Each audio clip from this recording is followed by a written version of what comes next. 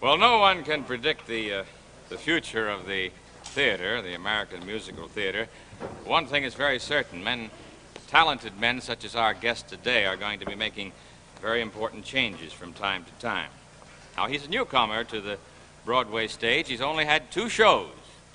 Only Gypsy, only West Side Story, a talent of the very first magnitude. Obviously, the lyricist of these 2 great shows, Mr. Stephen Sondheim.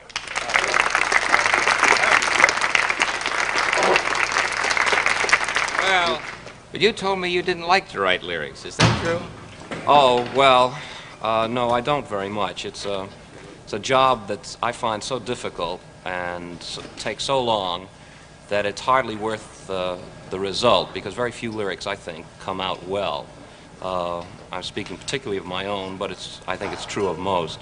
There are so few words in a lyric that each 3 or 4 words is the equivalent of a scene in a play or a chapter in a novel. And unless every word is right, it stands out like a sore thumb and becomes much bigger than you had intended it.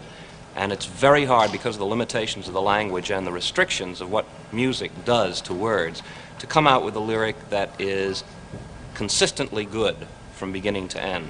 Just the maintaining of a specific quality is, I find, almost impossible and therefore very frustrating. And I know that of the lyrics I've written, very few really please me, not because I'm hypercritical, but because they're full of good things and bad things. And the result is so frustrating that I really and you are hypercritical. Well, and I got into lyric writing by a fortunate circumstance. When I was in my teens, I became friendly with the Hammerstein family, Oscar Hammerstein's family. And it was he who interested me in the theater and sort of pushed me gently towards writing for the theater and writing lyrics. And he also was a very hypercritical man. And right up until he died last year, I used to show all my work to him, and we would argue it. When I was in my teens, I hardly argued at all, because, but as I grew older, I got more and more persnickety about my own ideas, and we ended up usually not yelling at each other, but at an impasse, which was always a stimulation, because he was a marvelous teacher. And going to discuss Mr. Sondheim as the composer, not just the lyricist. From now on, that's going to be the setup, is it not? Well, there's always possibly an exception, but I intend from now on to write my own music, because it's about 3 times as much fun as writing lyrics. But there may always come along something that's just so wildly exciting that I can't keep my hands off it. Well, tell us about the new show. Oh, well, the first show, the one that's almost completed now, I've been on it for about 3 years with my collaborators, is a show called A Funny Thing Happened on the Way to the Forum. And it's based on the plays of Plautus, who is a 2,000-year-old situation comedy writer. And we've taken about 9 of his plays and made an amalgam of them into one evening of musical theater in the Roman style, but with a group of comics instead of a group of so-called actors or performers of anything but a comic nature.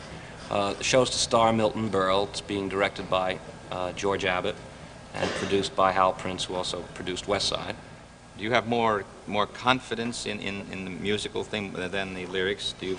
No, less confidence, because I've got less experience behind me. That is, most of my musical background is training and 1 or 2 shows that I wrote for either practice or, in the case of Saturday Night, for no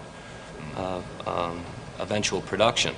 But I've had experience in lyric writing, yes. And also words are much easier to deal with in terms of specific criticism. Wow. I know some of the words that you wrote in Gypsy said something about, in essence, you either have it or you don't.